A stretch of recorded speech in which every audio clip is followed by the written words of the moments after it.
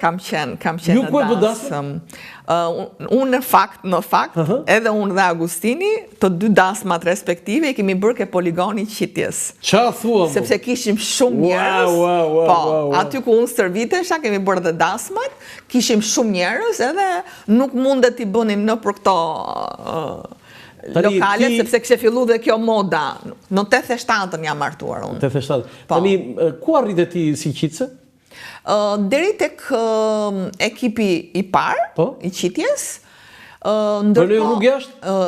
Jo, nuk bëra, me thënë të drejtën, sepse fejesa dhe sidomos martesa me një njeri që është në karierë, sepse unë zgjodha... Të dy nuk mund të ishte? Po nuk mundet. Unë zgjodha të jem një nën në shërbim të fëmijëve, sepse kemi parë familje që kur të dy prindrit në të drejtën e vetë janë marrë me karierën, fëmijët kanë patur problematik. Duke qenë se Agustini ishte dikush, kur unë njoha, ndërkohë unë isha në fillimet... Futbollistët më të mirë në historinë e futbollit shqiptar, jo të asaj kohe, do të diskutohet. Për mua është i pakrahasueshëm në këndvështrimin tim. Nuk ka, për mua, nga që jam dhe shumë tifoze Ronaldos, për mua është Ronaldo i Shqipërisë, në këndvështrimin tim. Edhe për mënyrën se si ky rinte mbas stërvitjes, dhe për regjimin, dhe për çdo gjë që bënte për atë futbollin që ishte jeta e tij. Si rend dashuri me Agustin? Po u njohëm aty në klubin e Tiranës. Aty kur hani bukur. Në fakt u njoha për herë të parë në ndeshjen Tirana-Vlora, sepse ne kishim... Cilën nga të ndeshjet? Që u mbollën patate? Po. Ama, sa e bukur kjo. Do me thënë, për ata që më ndjekin, se nuk janë gjithë moshën tonë, luajti Tirana në Vlorë dhe fitoi, po Vlora në atë kohë ishte në kulmin e futbollit vet. Të çmendur. Kishte fituar me Barcelonë, Po, kishin filluar. Do të kishte bërë ato ndeshjet e çmendura me Barcelonën, Brazil në Vlorë, Brazil në Camp Nou dhe Befas shkon Tirana në Vlorë dhe e rre mund Vlorë dhe vlonjatët mbollën fushën me patate. Dhe tash i përhir së vërtetës, unë kam qenë në stadium ato dite, nuk bënte vaki të kishte femra në stadiumin, por ne kishim misi familjare me një person që ishte hetus. Dhe ai përnjohjet që kishte, dhe t'ju e dini shumë mirë, ishte garancia. Qa ishte hetusia në kohë. Po ishte garancia tu. Dhe me lutjen time, se isha edhe jam shumë tifoze, do të thonë unë e përjetoj shumë keq Tiranën, ekipin kombëtar tonin dhe Juventusin. Unë jam tifoze. Edhe Partitë Demokratike. Pastaj të kalojmë kjo politika, me që se po flasim për sportin. Dhe të gjithë njerëzit që më panë, mendonin se unë jam motra e këtit miku tim hetusit. Dhe duke qenë se ne do dilnim nga stadiumi dhe do ktheheshim në Tiranë, dhe aty u rrethua gjithë stadiumi me policë, sepse unë bashkë me motrën time dhe me burrën e motrës u detyruam edhe me ndërhyrjet e miqve tanë të përbashkët që të futeshim në autobusin e ekipit. Të Tiranës, sepse aty pasaj u njohëm me... për herë të parë, do me thënë, njifeshim kështu, po që filloj biseda. Po, në thyne një nga bisedës. Po, u filloj njofja, pasaj unë kisha në qitje, duhet ta njihni ose është figurë publike, Alimatën, dhe vajzën Alimatës, unë e kisha Mikesh, dhe Agustini kishte shumë shok bashortin e saj. Dhe kështu filloj... Ka rrethana. Ka dhe rrethana, dhe pasaj ne edhe të donim të dilnim, që ditën e parë që ne dolëm dhe shkuam në kinema, 4 veta, shkuam direkt ke babi im dhe i thamë që prit, dhe babi im plus që ishte dhe një person me emër në atë kohë, si quaj babi? Dhe unë e kam vuajtur gjithë jetën këtë pjesë. Babi im është Rema, ose që sot i thënë ke kafja Remës. Wow, Adriana, po tani unë e kuptoj ti skaletën e kam për Partinë Demokratike dhe ti po ma përmbys mua, po ti ke një histori interesante, po ti dim kështu vetëm Adriana atje delin protest, edhe i vë tritolin këtij, sulmoni Urikim, edhe poshtë Edi Rama dhe kaq. Po ti pas ke një jetë shumë interesante. Po, unë thash jam rritur në një familje... Ti e vajza e Remës që kishe kafe e Remës. Po. Tani një pyetje kam. Që kanë pirë kafe aty... Gjithë Tirana. Nga çunat e bllokut njerë. nga çunat e Enver Hoxhës dhe me thënë të drejtën, kur ishte babi, se unë i kisha ato 2 banakjarë. Prandaj thash që kanë ndryshuar ato rregullat. Po do të vinin atje? Po pse vinin çunat? Po sepse atje bëhej servitja. Atje tek lokacioni dhe përpara se kafe rrymës. Ka qenë tek lokacioni. Dhe ndërkohë që në pjesën Matan të Finës, ishin reparët të ushtarake që bëheshin gjithë stërvitjet. Atje shkonte edhe Mehmet Shehu. Madje Mehmet Shehu ku ka ushtarake ka fjalë, në zbori. Zbori sepse tash. Jo stërvitjet sportit. Tani nuk i njohin. Kush vjen aty? Po të 2 djemët e Enverit, Iliri dhe Sokoli. Vinë aty, ë? Po patjetër. Ky i ndjeri i biri Mehmet Shehut. Ladi, po. Vladimir Shehu. Ai djali i Kadri Azbiut, madje më kujton... Cili nga ata? Më duket se Goni, më duket se Agroni. Po, edhe ai ndjes pas të. Dhe më kujtohet se babi im ka pas këtë, nga babi e kam këtë karakterin që i drejt. Do me thënë nuk pyste, vazhdon të atë pjesën e vetëm. Gjithmonë më thonte, le të kesh gjithë botën kundra, nëse ti beson tek ajo vazhdo. Ndiq korsin tënde. Dhe djali i Kadri Azbiut, kur ishte Rema në banak, mbante ramën, se nuk lejonte ai. Ndërkohë kur ishte mami, ishte më oportuniste në thoj, dhe ndjes pasë të 2 më kanë ndruar jetë. Këta të gjithë afroheshin, mershin diçka, por mua më ka bërë përshtypje në fakt, në 2022-shin, që ta lidh pak dhe me Partinë Demokratike, në 2022-shin unë kandidova për primaret për Bashkinë e Tiranës. Dhe bëra fushat në gjithë Tiranën dhe një nga takimet ishte fushata në tek Fresku. Dhe unë nuk e dija, kryetari i degës së Freskut më thot që unë kam detyrim për babin tënë dhe mamin patjetër. Po pse i themë? Se thot, ne ishim shumë të varfër, thot, dhe kur unë shkoja merja një paninë, mba mundësi ishin ato paninet, dhe thonë të bardha për mamin, edhe kur si ishte Rema, fshihej edhe fuste salqite. Dhe unë kur dilja në rrugë, shikoja që paninja nuk ishte thatë, po ishte me salqite brënda. Dhe në fakt të virtyt, që unë e vlerësoj shumë ke prindrit e mi, ti e ke këta? E kam shumë. Ma thoj një këshumë që ke futur një salqice dikujt? Ndimoj shumë, por nuk dua, sepse bamirësia nuk përmëndet. Nuk e përmënd? Pa fund ndimoj. Po dua të përmënd një gjë që ma din të gjithë dhe më thënë, ata që së njofin, më në vërtet, kjo është radikale, është e fort. Unë mund të shpëtoj deri në 150-200 qenë në vit. Ushqej qenë dhe macet e rrugës, po. Në makinë mbaj 2 thas me ushqime, dhe kur shkoj jashtë Tirane për gjyqje të ndryshme, për rolin e avokatis, unë marrë me vete toste pa fund, sa që në fillim kalamajt më thonin, që do gjithë to, do shkosh me grup? Jo, i thoja unë se më dalin rrugës qenë dhe macet. Dhe ushqej. Kam pas një shtëpi, këtu tek ish bloku vilave, ndërkohë tani kam lëvizur, u bën 3 vite, dhe aty kisha mësuar një... Sa qenë kënë shpi? Kam 203 mace brënda.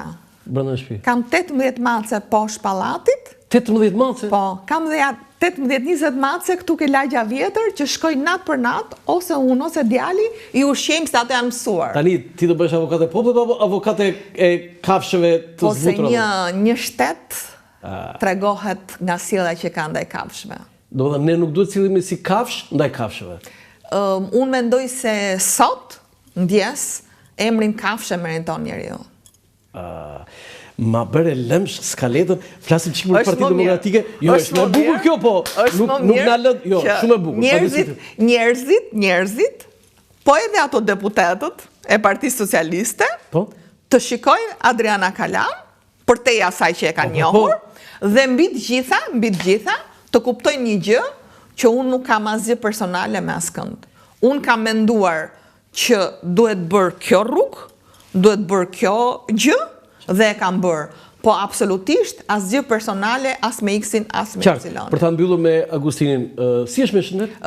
Di që ka lënë spitalin dhe është për momentin ja.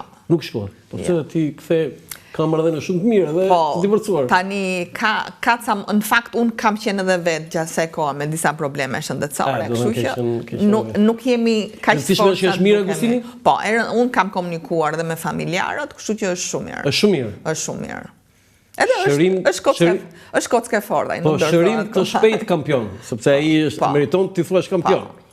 Është emblema e futbollit shqiptar. Absolutisht po, absolutisht. Agustin Kola. Sikur mos e kishe bërë golin Arben Minga me Belgjikën, çfarë do t'i bënte Agustini? Çfarë tha ty në vesh? Do ta mbyste. Kështu tha? Kështu t'ka thënë? O sa e bukur kjo. Do të thonë, nëse se Ben Minga vetëm për vetëm nuk do ta bënte golin. Do të thënë më shumë nga të gjithë Agustini në ngacmonte ai Versheu. Në Versheu, trajneri. Pse? Dhe ka qenë burim mirë. Po nga natyra që Agustini ishte shumë nevrik edhe e shpërthente atë. Shprehente ai. Ai kalonte hekura. Jo, gjithë ne menduam që Ben Minga do t'a japi Agustinit dhe top. Ai jam shtolli gol. Se imagjino, aty do ta mbyste. Do ta mbyste, domethënë. Por gëzimi Agustinit në ato momente. Megjithatë Agustini pavarësisht momenteve që kishte në fush, me çunat e Tiranës ka shku shumë mirë edhe jashtë. Edhe gjithë Tirana e donte. Dhe unë me të drejtën edhe do gjithë Tirana. Edhe i du fort gjithë ato çunat, edhe Agustini ka përjetuar shumë keq largimin e Benit, sepse iku në një moshë shumë tre dhe iku sapo u stabilizua pak. Me Norën kam goxha kontakte, takohem. Ke kontakte? Një grua e mrekullueshme, kam shumë respekt dhe kam intervistuar. Dhe ka 2 fëmijë të mrekullueshëm. Edhe ata sportistë në rrugën e teatrit. Vim te PD. Po çfarë do themi për PD tani me këto gjëra kaq bukura që the ti? Kështu që mos themi gjë fare. Jo, do thuash ti tani, zonja Kalaja, tani më thuaj diçka mua se që hum, e ka fajin e Dirama, Ore, e ka fajin Partia Demokratike, ka nuk faj Partia Demokratike, apo edhe ti kështu do thuash? Jo, unë nuk mund të them që ka faj Partia Demokratike, se me këtë sistem që është ngritur për zgjedhjet, edhe Donald Trumpin të marrë, është ta sjellësh. Po kush e bëri sistemin? Tani hajde, më lejo. Po e ka faj PD-ja pra? Jo, unë nuk them që ka faj PD-ja. Tani, kush janë gabimet të BD-s? Në kënd vështirë. Jo, një sekond. Tu jemi politik, të ato gjërat e bukura së ndryjo. Jo, patjetër, jo, më lë. Kush e miratoi kodin zgjedhor? Po këtë pra po them, hajde të. E ka faj PD-ja pra? Unë po të them, hajde të flasim për gabimet tona. Okej. Unë kur flas për gabimet e PD-s, nuk legjitimoj as pak ato që ka bërë Edi Rama. Legjitimoj 100% të gjithë denoncimet që ka bërë Sali Berisha, Partia Demokratike, po thuj se inexistente, tani të flasim, se vetëm zoti Berisha i ka bërë denoncimet, gjatë gjithë verës. Mos e bërë dhe të tjerë. Po shumë pak pra tani. Shumë pak, po tani çfarë do bëjnë tani? Po lëre tani të lutem, Tani ti thua që zoti Berisha, do të thënë vetëm ai është dhe s'ka njëri tjetër.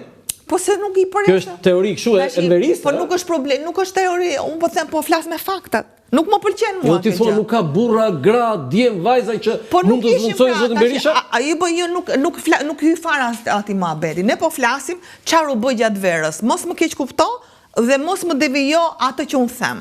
Unë thash gjatë periudhës verës që të gjithë denoncimin për farsën zgjedhore, këtë thash. Nuk thash që nuk ka, asnjë nuk është i pazëvendësueshëm. E ka bërë Sali Berisha. E ka bërë Sali Berisha. Po Rama vodi 3, 13, 23, po s'ka vjet 33 orë. Tani të lutem, dy veta denonconin gjatë verës aty. Hapni gjithë kronikat televizive.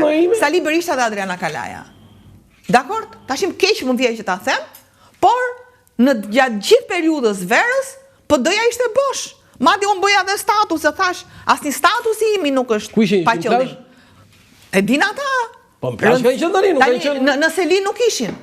U tha që do bëhet revolucion në shtator.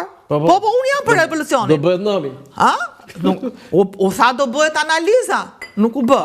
U tha do bëhet ristrukturimi, nuk u bë. Prit pra tani jo vetëm Berisha. Tu se kanë falë ata këserdhën në Selin. Po jo vetëm Berisha pra. Se tani mu më tha në mbledhjen e kryesisë, herën e fundit, Një pjesë e madhe nuk donin protesta. Pra nuk është faj Berisha, do të thushti Berisha i ka zgjedh. Nuk duan protesta? Po nuk duan, duan ratin. Duan ratin. Mandatin e kanë marrë. Për çfarë duhet protestat? Më fal, ti mendon se i duan zgjedhjet e parakoshme atyre që të lënë mandatin? Nuk i duan. Prandaj them unë këtë problem kam, që një pjesë e mirë e asaj që ndodhi me 11 maj është kodi zgjedhor, që për mua këtu është gabim maksimal i Partisë Demokratike. Po ç'është thuaj Berishës ti? Sta zë goja kështu ta kritikojë Berishën, po jo më nuk më. Nëse ka një person që ka kritikuar Sali Berishën dhe po t'i jap vetëm letrën e fundit që kam çu me 6 tetor, ja ke kështu personale? Jo, më jo. Publike, ajo që ke shkruar në Facebook? Po, jo, letër publike, ajo dorëheqës. Me 6 tetor, unë s'kisha plane për të kandiduar për avokatën e popullit. I ke çuar letër? Unë i kam çuar pra 1 muaj përpara zgjedhjeve, që kur mora vesh që kryesia kishte vendosur të dilte me kandidati jashtë partisë. Unë si kryetare gjykatës partisë i kam çuar një letër të detajuar, do vi momenti që do ta bëj dhe publike, madje disa media dhe e bën, nuk e di nga e morën. Ja drejtova dhe kryesisë dhe zotit Berisha, dhe në këndvështrimin tim thash që është shkelje e rënde statutit, e para, e dyta, edhe politikisht dhe moralisht, është një vendim i gabuar, sepse edhe me problematikën që ka PD-ja, strukturat, dhe tash duhet jemi pak me këmbë në tokë, është shumë kollaj, të themun tani fajin e ka Berisha, e ka Flamur Noka, e ka X, e ka Y. Tash ne duhet jemi me këmbë në tokë. Unë mendoj se shthurja e strukturave të Partisë Demokratike e kanë afatin më të hershëm, janë që me 17 maj të 2017-ës, kur Lul Basha bëri atë marrëveshjen e famshme, që ju dha edhe gjysma e qeverisë, por ndërkohë ju e patë shumë mirë se si u bojkotuan zgjedhjet e 2017-ës nga vetë demokratët. Se ndryshe nga socialistët, të cilët e quajnë veten pjesë të celulave, ato e kanë për krejari kur i thua patronazhist. Janë të tillë ata që ata e përqejnë se përqejnë Edi Ramën janë rresht. Ndërkohë demokratët reagojnë të rriqen dhe unë kam informacione që një pjesë e madhe e demokratëve nuk kanë dalë për votime, vetëm se kanë pas kandidat. Në 2017? Në 2017 për marrëveshjen janë 250.000 dhe nuk janë pak. Janë 250.000 demokratë që mungojnë në votat e 2017-ës.